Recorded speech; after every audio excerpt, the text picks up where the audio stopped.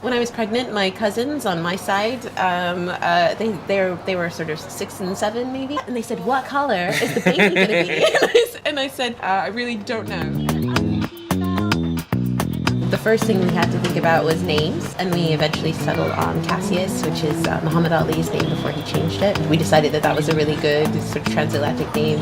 It's hopefully someone that he can look up to later on. So we've got this big sort of floor puzzle of the world, and we talk about people that we know that are from those places or have different connections to those places. So I say, oh, this is Peru, mommy's friend is from Peru, or this is Benin, and our other friend is from Benin, and this is India, and our friend is from here, and this is Hong Kong, and your friend was born here, and this is California, and this is where mommy was born. And so he knows that he's part of the world, and that the world is a many and varied place. I think it's really important for young people to see themselves reflected in the world that they live in.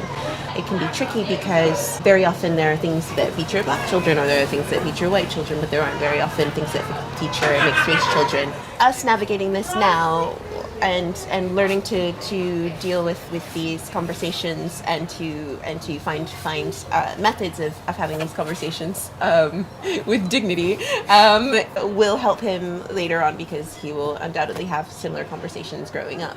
When I was growing up, I was part of the black community in America, and there were a lot of conversations that were had in the 90s about race that I was either a part of or was overhearing as a child, and those have shaped my understandings of race and how to negotiate the world as an adult. Similarly, we will have these conversations and we can help him prepare for himself as an adult. I mean, one would hope that racism isn't a thing, but people are people, and the chances of racism not affecting him in some way are very slim.